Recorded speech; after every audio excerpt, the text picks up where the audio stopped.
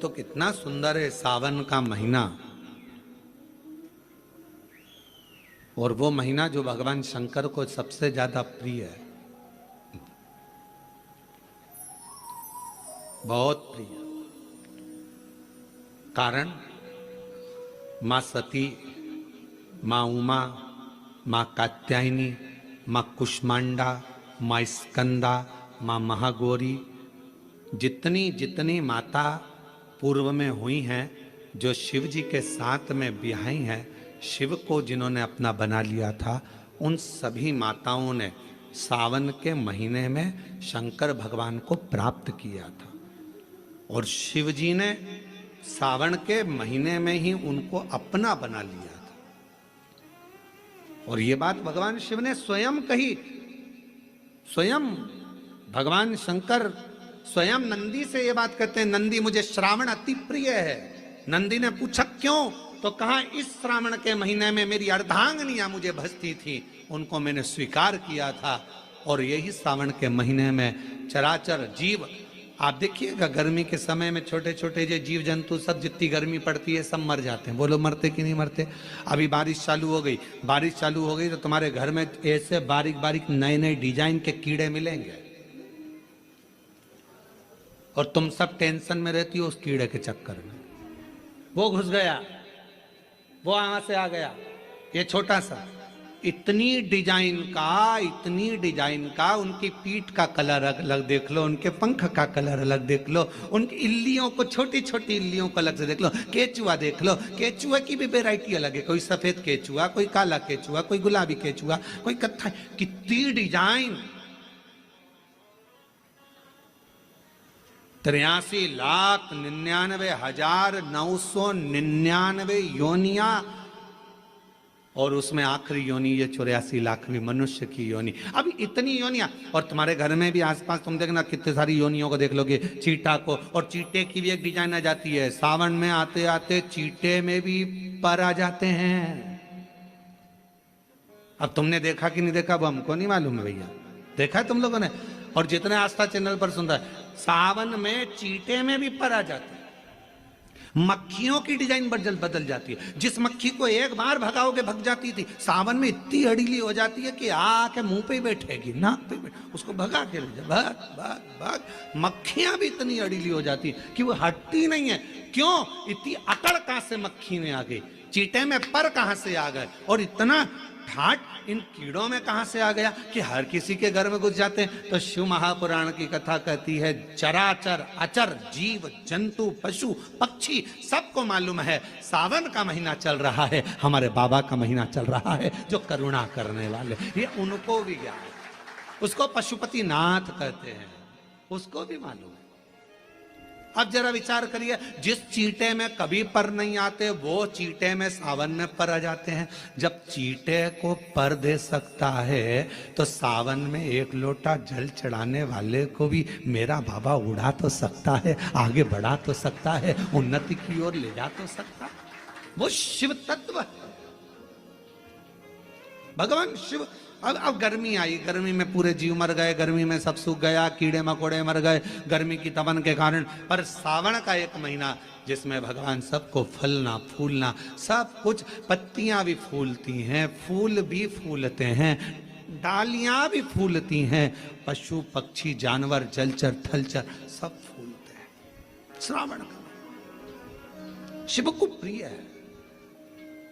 और क्या कहा मेरे भोले बाबा ने नंदी से, ए नंदी, श्रावण का महीना हो, शिव तत्व की प्राप्ति को करने के लिए अगर कोई संसार का मानव मुझे पुकारता है, भजता है, शिव कथा कहती है, शिव जी कहते हैं नंदी से, उस जीव का कल्याण करने के लिए मैं स्वयं उसके द्वार तक पहुंच जाता हूं और उसका उद्धार कर देता हूं, उद्धार कर देता हूं।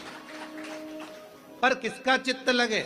सावन में भी कई लोग ऐसे हैं जिनका चित्त नहीं लग पाएगा, क्योंकि सावन का महीना होता है तो कमाई के स्रोत भी ज्यादा हो जाते हैं। जीजियों की साड़ियां बिकने लगती हैं, फैशन का सामान बिकने लगता है, पर्स मोबाइल बिकने लगता है, सामान बिकने लगता है, क्योंकि उस समय व्यापार भी बढ़ता है। व्यापार इसलिए बढ़ता है क्योंकि भगवान भी चाहता है कि तेरा मन मुझसे हट जाए, व्यापार में लग जाए। क्योंकि भगवान को मालूम, हमने पहले भी कथा में कहा है, बच्चे को माँ गोदी में तभी तक रखती है जब बच्चा खिलौने से नहीं खेलता। खिलौने से खेलने लगेगा, माँ नीचे उतार देगी। उसी तरह भगवान तुमको अपने पास जब तक बुलाता है, जब तक तुम्हें अपना बना कर रखता है, और भगवान देख लेता है कि अब धीरे धीरे मेरे को इसको धन देना है, वैभव देना है, ये खिलौने से खेलना चालू करेगा, गाड़ी लाएगा, घोड़ा लाएगा, मकान बनाएगा, फर्नीचर बनाएगा, उसमें लग जाएगा, तो मेरे मंदिर आना छोड़ देगा। और मंदिर आना छोड़ दिया तो एक दिन मुझे धीरे धीरे, मैंने एक बार इसकी यहाँ वो पहले की माताएं, पुरानी माताएं क्या करती थी, मिर्ची बारिश के पहले भर के रख लेती थी, धनिया बारिश के पहले भर के रख लेती थी, हल्दी बारिश के पहले भर के रख लेती थी, अनाज बारिश के पहले भर के रख ले, क्योंकि 4 महीना खाएंगे, खत्म हो जाएगा, अगले महीने में फिर 4 महीने बाद ले आएंगे। उसी तरह भगवान तुम्हें एक बार का वैभव दे देता है, एक बार का धन दे देता है, एक बार की दौलत दे देता है, फिर लोग उसको भोगने लगते हैं, और भोगते भोगते आखिरी में एक दिन ऐसा आता है कि डब्बा खाली हो जाता है। डब्बा खाली होता है, फिर रोने बैठ जाता है, तकलीफ आई, फिर लोटा लेकर भागता है। शिव जी कहते हैं, जो मेरे मंदिर में, मेरी कथा में, मेरे रस तत्व में हमेशा एक जैसा लगा रहता है, उसकी जिंदगी को भी मैं हमेशा उन्नति की ओर बढ़ाते बढ़ाते अग्रणता में लेकर चले जाता। फिर उसको डाउन नहीं करने देता, उसको नीचे नहीं आने देता। जैसे श्रावण महीने में चढ़ाए गए कनेर के फूल, दुर्वा,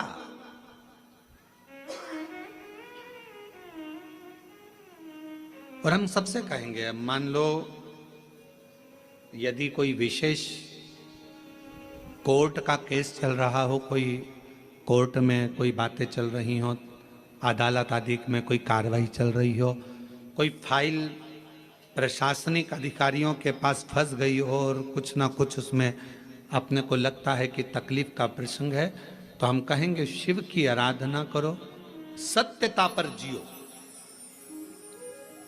और साथ में 5 दुर्वा, 1 कनेर का फूल पीला, 1 पीला कनेर, 5 दुर्वा, 5 बेलपत्र लेकर शिव जी के मंदिर में जाकर शिवलिंग पर समर्पित कर 2 लोटा जल सावन के महीने में उसी पर बेलपत्र कनेर के फूल पर चढ़ाइए। देवाधिदेव महादेव की कृपा होगी। ज्यादा से ज्यादा 6 महीना, 7 महीना, इससे ज्यादा निर्णय आप ही के पक्ष में आएगा, और शिव की कृपा से।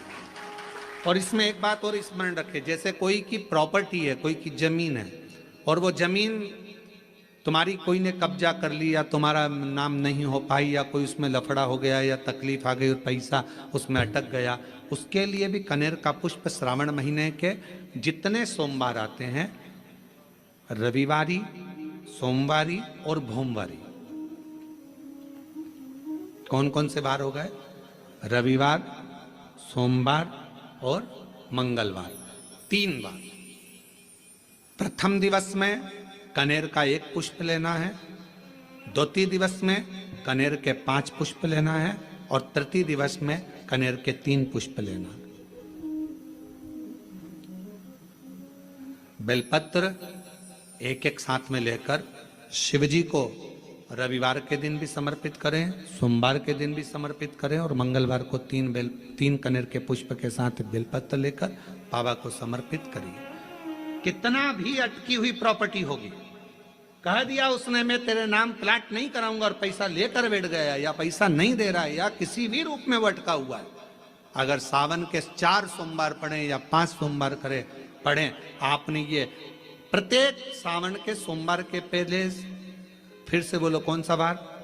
रविवार, सोमवार और मंगलवार, ये 3 बार का क्रम अगर प्रत्येक सोमवार के पहले और बाद में कर लिया, तो आपको उसे प्रॉपर्टी, उस व्यक्ति को तुम्हें देना ही पड़ेगी, छोड़ना ही पड़ेगी।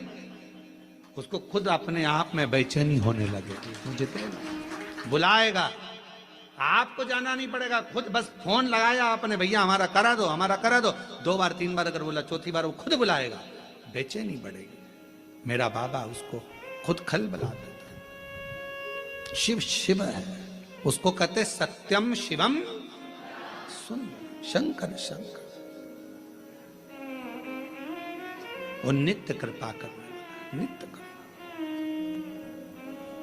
और सावन का महीना 1 लोटा नहीं, कितना? 2 लोटा जल चढ़ा रहे हो सब लोग? बहुत जोरदार। श्रावण का पहला सोमवार होता है शिव तत्व का, श्रावण का दूसरा सोमवार होता है देवी तत्व का, मां दुर्गा, मां भवानी।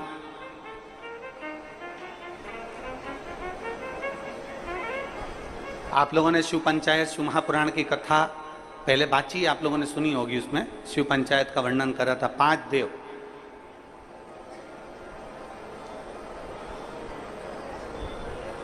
शंकर भगवान, स्वयं पंचदेव में प्रथमता प्राप्त कर कर बैठते, मां दुर्गा, भगवान नारायण शिव पंचायत में, भगवान भास्कर देव और स्वयं भगवान शिव के सुंदर आनंद धारण करने वाले श्री गणेश पंच।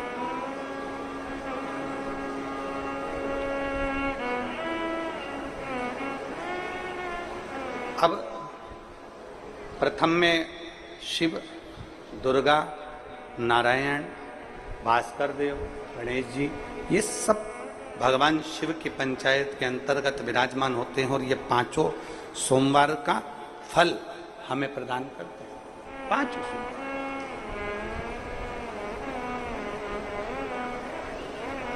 एक एक सोमवार की महत्वता है, एक एक सोमवार का क्रम है। कई माताएं उस क्रम को धारण भी करती हैं, ऐसा नहीं कि कई माताएं नहीं करती हैं, सबका अपना अपना नियम होता है। कोई शिव मंदिर में जाता है तो एक अक्षत, एक चावल का दाना शिव जी को समर्पित करता है, कोई मंदिर जाता है तो एक पुष्प शिव जी को समर्पित करता है, कोई मंदिर जाता है तो एक बेलपत्र शिव जी को समर्पित करता है, कोई मंदिर जाता है तो जल समर्पित करता है। सबका अपना अपना भाव है, जैसे तुम शिव को मना सकते हो, जैसे आप भगवान शंकर को रिझा सकते।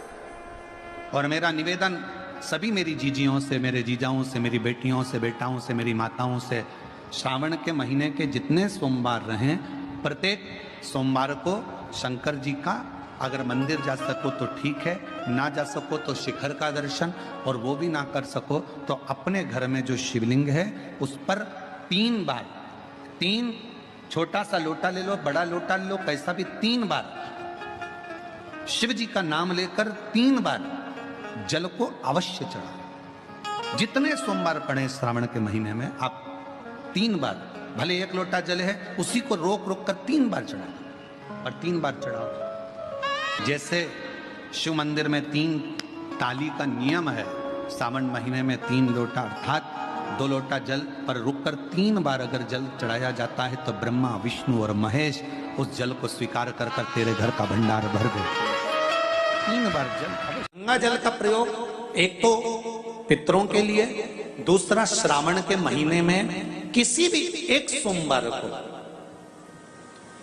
अगर व्यापार नहीं चल रहा है, नौकरी नहीं मिल रही है, तो कोई तकलीफ आ रही है, तो कोई कष्ट आ रहा है, कोई रोग बढ़ रहा है, डॉक्टर से ऐसा लग रहा है कि ये बड़ी बीमारी बताने वाला है, शरीर में कोई गांठ पड़ गई है और वो जांच के लिए गई है, तो बिल्कुल श्रावण के महीने में किसी भी एक सोमवार को गंगा जल लेकर जाइए शिव मंदिर में। शंकर जी के मंदिर में थोड़ा सा गंगा जल नंदी को समर्पित कर कर, थोड़ा अशोक सुंदरी को समर्पित कर कर, थोड़ा गणेश और कार्तिकेय को समर्पित कर कर, थोड़ा सा गंगा जल जया, विषहरा, शामरीबारी, दौतली और देव को समर्पित कर कर, थोड़ा सा गंगा जल शिवलिंग पर समर्पित कर दो। उस गंगा जल को वापिस झेल कर लेकर आओ। 3 दिन तक लगातार उस गंगा जल को पीना प्रारंभ करो। उसके बाद जांच के लिए आप कहीं पर भी जाइए, बाबा कृपा जरूर करेगा, ये निश्चित था। उस गंगा जल की प्रधानता, उस गंगा जल का एक गौ माता, गौ, गंगा और संत, ब्राह्मण, साधु, सन्यासी, सात्वित्ववान नारी, कन्या, स्त्री, इनका जो महत्व है उसको जान गए तो जिंदगी सार्थक हो। यदि भूलवश भी अगर कोई व्यक्ति मंदिर में बेलपत्र चढ़ा हुआ है और बेलपत्र उसने एकत्रित कर लिया मंदिर के अंदर ही, और मंदिर में बेलपत्र एकत्रित कर कर धागा लिया और उस कच्चे धागे में, उस कच्चे धागे के अंदर अगर उस बेलपत्र की डंडी को पीछे से उसने एक एक साधारण सी गांठ लगाकर उस बेलपत्र की माला को सिद्ध कर लिया, हल्की सी कच्चे सूत की गांठ लगाते लगाते मंदिर की चढ़ी हुई बेलपत्र को, शंकर पर चढ़ी हुई बेलपत्र को, शंकर की चढ़ी हुई बेलपत्र को ही उसने गांठ लगाकर जब माला सिद्ध कर ली और सिद्ध कर कर अगर वही माला भगवान शंकर को अर्पित कर देती है तो कहते हैं कि हमारा फिर पुनर्जन्म होता ही नहीं है, इस संसार सागर से हमारी मुक्ति हो ही जाती है, पुनर्जन्म से हम छूट जाते हैं। जैसे जगत गुरु शंकराचार्य जी कहते हैं पुनरपि जननम पुनरपि मरणम, उस प्रपंच से छुटकारा।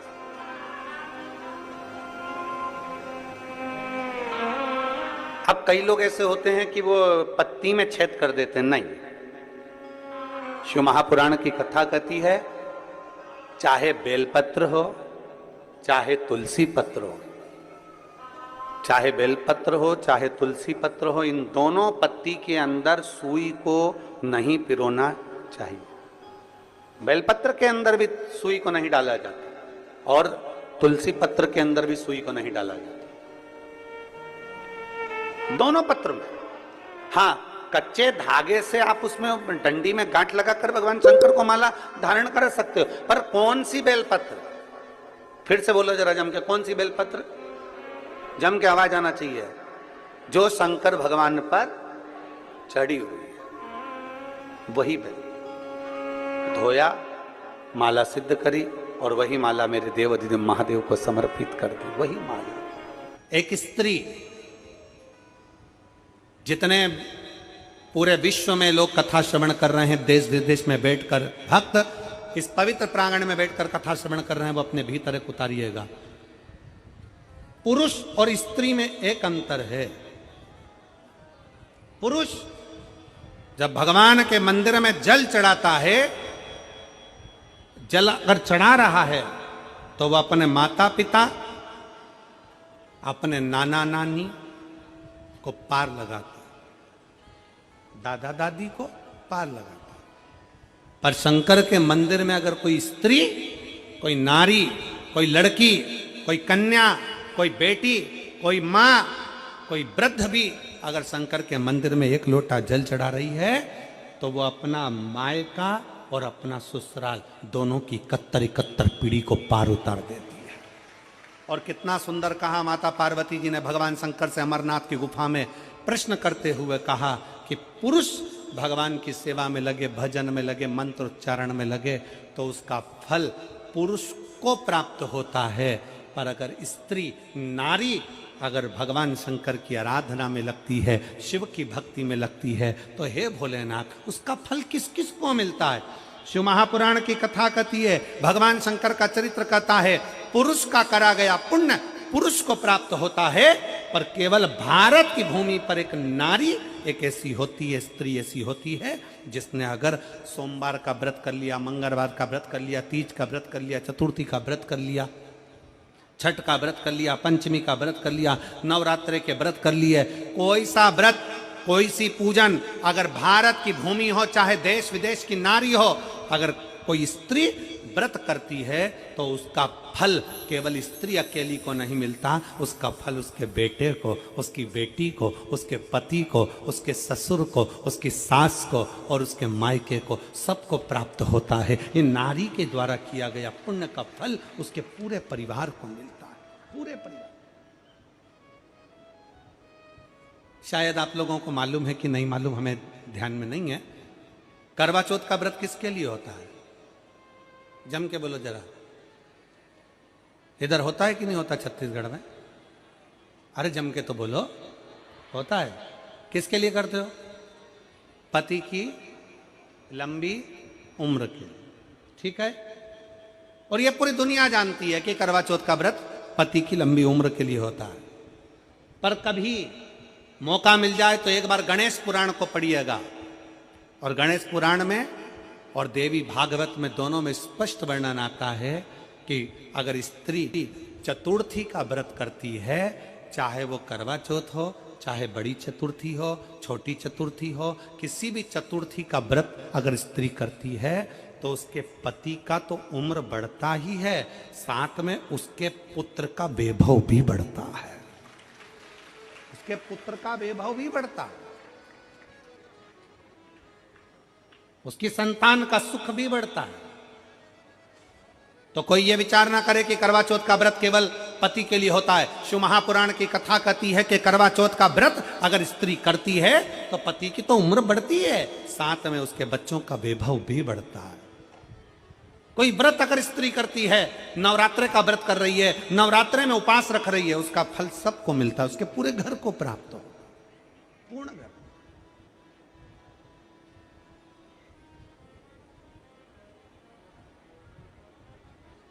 शिव तत्व, शंकर की अविरल भक्ति, शिव की उपासना।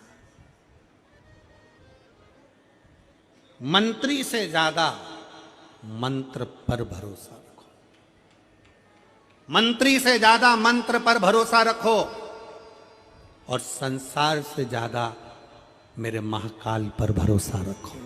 तो नहीं मालूम कि गणेश जी कब फ्री रहते हैं। हमने कहा गणेश जी फ्री रहने का केवल एक समय होता है, एक टाइम होता है, एक पल होता है, एक घड़ी होती है। गणेश जी की सबसे पहली जो आरती हो, उस आरती के समय पर अगर धूप बत्ती जलाई जाए या गोबरी को जलाकर उसमें गूगल छोड़ी जाए और गूगल छोड़ने के बाद गणेश जी का नाम ध्रुम वर्ण कह दिया जाए, तो गणेश जी को तुम्हारे घर की पूजा स्वीकार करना पड़ती है। बस वो समय हम जानते, हम तो बस उतना जानते हैं कि शिव महापुराण में लिखा और मुद्गल पुराण में लिखा, गणेश पुराण में लिखा, गणेश जी का एक नाम होता है ध्रुम वर्ण। क्या नाम है? ध्रुम वर्ण गणेश जी का एक नाम होता है। जब हम धूप जलाकर और धूप लगाने के बाद में गणेश जी की सबसे पहली आरती करने के पहले अगर हम सबसे पहली आरती गणेश जी की कर रहे हो, अपने घर में स्थापना कर रहे हो, बिठा रहे हो, और तुम चाहते हो कि गणेश जी मेरे घर में आके मेरी पूजा को स्वीकार करें और जो मांगू मेरा गणेश मुझे दे 10 दिन के अंदर, तो पहला नाम लेकर पुकार लेना ध्रुम वर्ण विनायक, बैठो, बस काम हो गया। वो फ्री होकर आता है, वो बैठता अलमस्तता में बैठता।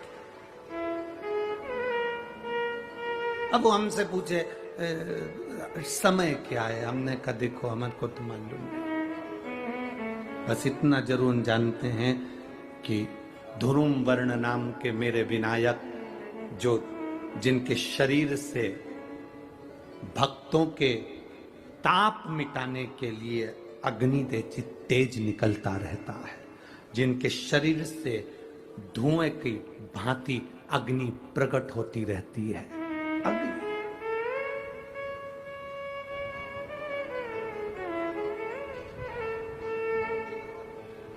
हम तो उनको पहचानते हैं जो दुनिया के ताप मिटाने के लिए प्रगटा। उनके शरीर से अग्नि धुआं तेज पुंज प्रकट हुआ। वो ध्रुम वर्ण विनायक साधारण, उसका केवल नाम उच्चारण कर कर भी अगर विराजित किया जाए, वो आया स्वीकार करेगा। 10 आप अभी तक बिठा लेते थे सिद्धि विनायक आओ, मयूरेश्वर आओ, भगवान को बल्लेश्वर पधारो, आपने बुलाया, आया, वो बैठा, वो ऐसा नहीं कि नहीं बैठा, पर हमें समय का भान नहीं हो पाया। हम किस समय पर भगवान को रिझाएं? परमात्मा को रिझाने का कोई समय होता है? भगवान को तो जब तुम्हारी मर्जी पड़ जाए, जब तुम्हारा दिल कर जाए, तब मेरे भगवान को रिझाने का प्रयास करो, वो तुम्हारे करीब में आकर बैठ जाएगा। जब तुम्हारा मन पड़े, जब तुम्हारी मर्जी पड़े।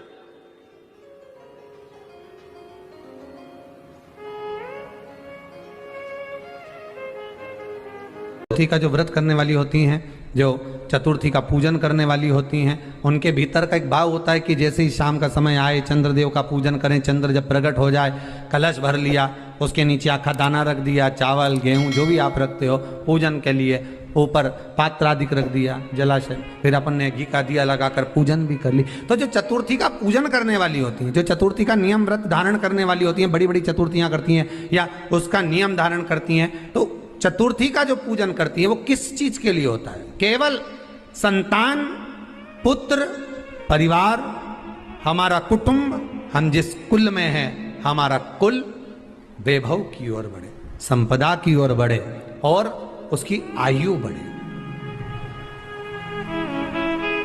उसकी आयु बढ़े, वैभव बढ़े। बहुत ध्यान दीजिएगा महाराज। चतुर्थी की पूजन में जो आप आखा दाना रखते हो, गेहूं वगैरह कुछ भी जो भी रखते हो, उसकी बड़ी महत्वता होती है महाराज। यहां तक कहा गया है, चतुर्थी की कथा तो आप लोग पढ़ते होंगे, जो लोग पढ़ते हैं उनको मालूम होगा। चतुर्थी की कथा में लिखा है, चौथ माता के व्रत में वर्णन किया गया है कि वो आखा दाना जो रखा जाता है, मान लो कोई जरूरी काम होता है तभी आखा दाना को रखा जाता है, संभाल के रखते हैं कि हम इस काम के लिए जा रहे हैं और हमारा ये कार्य सफल होना चाहिए।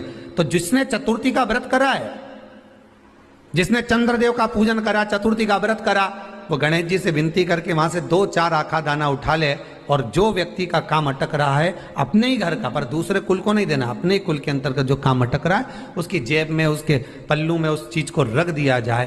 तो चतुर्थी जो अगली आती है, जैसे आप महीने की करते हो तो महीने की, और आप जैसे करते हो कि 4 अलग बड़ी बड़ी चतुर्थी करते हो तो उसके अनुसार आपका कार्य सिद्ध होता ही है। उस आखे दाने का इतना महत्व होता है क्योंकि चतुर्थी का व्रत करने वाली माता जब व्रत करती है तो स्वयं चतुर्थी की कथा में लिखा हुआ है कि पार्वती जी गणेश जी से चतुर्थी की कथा बचवाती।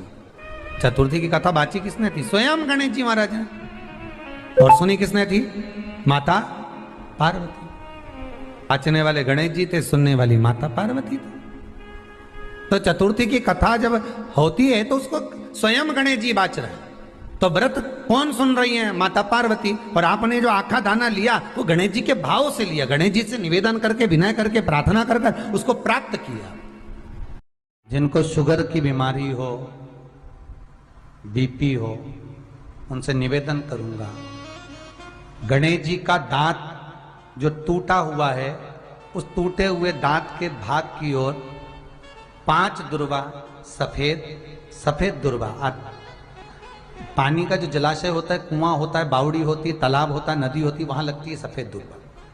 5 सफेद दुर्वा टूटे हुए दांत की ओर समर्पित कर दें। दोपहर में ठीक 12 बजे वही दुर्वा 5 मिनट बाद उठा लें और उस दुर्वा को एक दिन में सुबह खाली पेट एक दुर्वा को खा लें। महाराज आपका शुगर और बीपी लेवल में मिलेगा।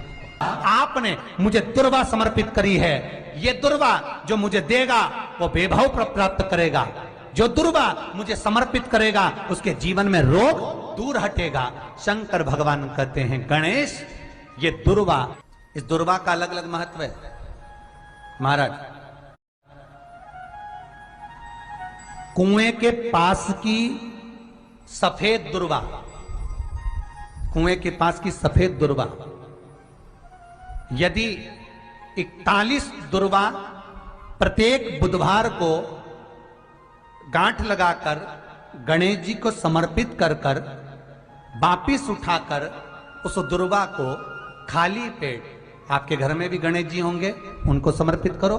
खाली पेट इस दुर्वा को केवल चबा चबा कर खा लो और आधे घंटे बाद पानी को पी लो। बुधवार की बुधवार 5 बुधवार करना, गणेश जी को चढ़ाना, सफेद दुर्वा को गणेश जी को समर्पित कर कर चबा चबा कर खाना।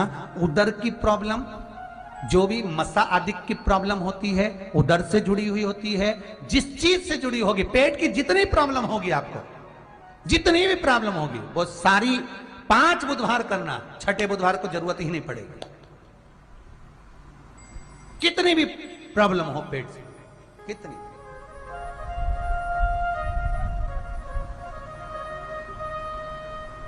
पेट से जुड़ी हुई प्रॉब्लम जितनी भी होगी समाप्त। यही दुर्वा, पेट की तकलीफ रहती है, श्वास की तकलीफ रहती है, उसके लिए दुर्वा का भी व्याख्यान इसमें किया गया। यदि चतुर्थी के दिन 7 गांठ वाली दुर्वा 21 ले लो और चतुर्थी के दिन गणेश जी को समर्पित कर दो।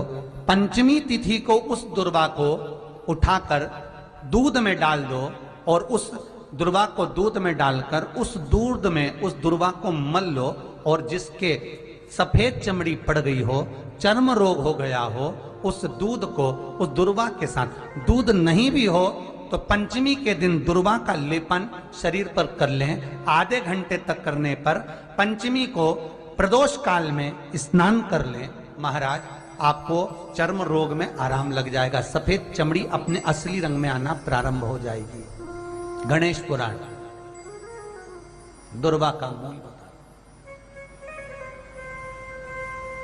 महाराज 21 दुर्वा के 108 बंडल बना लो।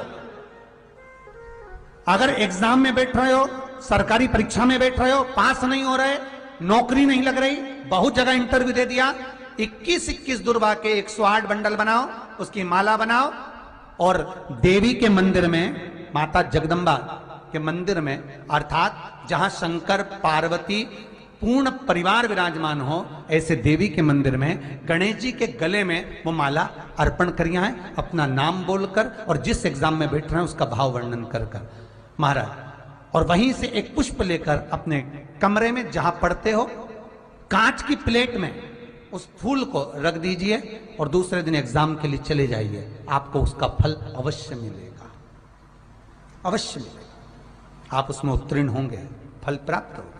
दुर्वा सुख का अनुभव करा देता, आनंद का अनुभव। घर में शांति ही ना रहती हो, सुख ही नहीं है,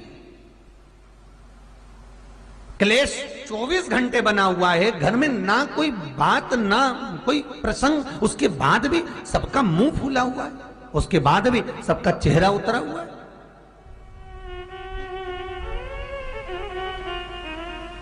जिस घर में सुख और शांति ये दोनों चीजें नहीं हैं, वो निवेदन है लाल वस्त्र में लाल फूल रखकर उसमें थोड़ा धना, धना जानते हो, वो खड़ा धना आता है, धना पाउडर नहीं, धना, हरा धना, और 5 गोल सुपारी,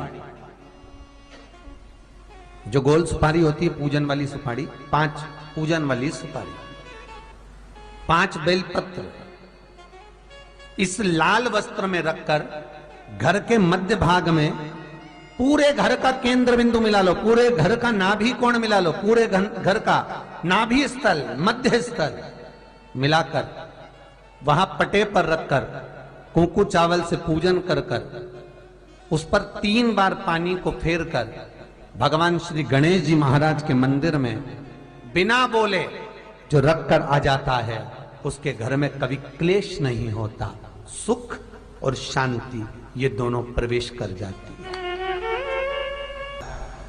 भगवान शंकर का शिवलिंग बेलपत्री के पेड़ के नीचे बनाना, साथ में गोबर के विनायक बनाना, गोबर का गणेश, और गोबर का गणेश बनाकर एक छोटी सी पिंडी जैसी माता जगदम्बा के लिए एक ढेली रख देना गोबर की, महाराज मिट्टी या गोबर की। इन तीनों स्वरूप का पूजन आप करना बड़े प्रेम से, चंदन चंदन आदि अक्षत पुष्प समर्पित कर कर, कच्चा दूध तीनों पर चढ़ाना, दही तीनों पर चढ़ाना, शहद तीनों पर चढ़ाना, घी तीनों पर चढ़ाना, शक्कर तीनों पर चढ़ाना।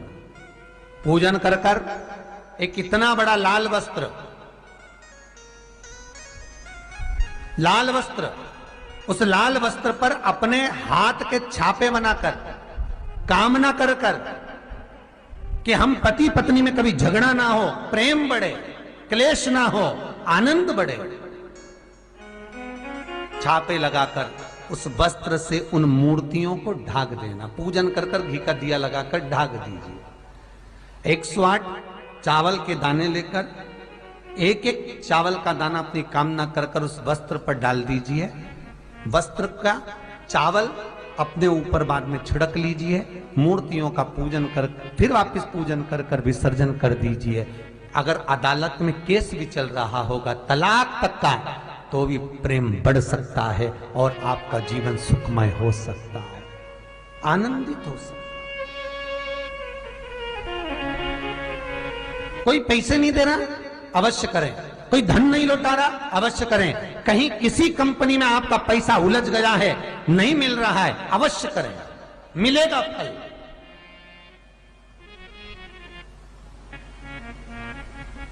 लाखों रुपए डूब रहे हैं, एक बार करने में क्या जाता है, निकल आएगा पैसा। काम ना कर कर कर। निवेदन है आपसे,